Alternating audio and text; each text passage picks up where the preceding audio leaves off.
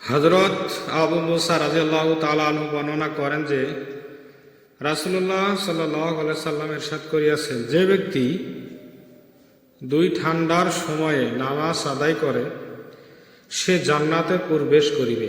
বুখারী। ফায়দা: দুই ঠান্ডার সময়ের নামাজ বলিতে ফজর ও আসরের নামাজ বোঝানো হইয়াছে।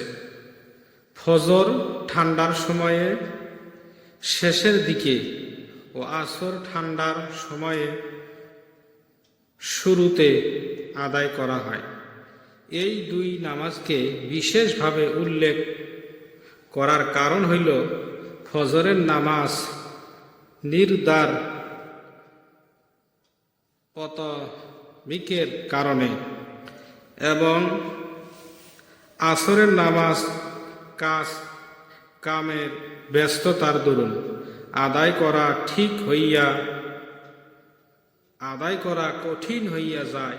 অতএব যে ব্যক্তি এই দুই নামাজে পাবন্দি করিবে সে অবশ্যই বাকি তিন নামাজেও পাবন্দি করিবে।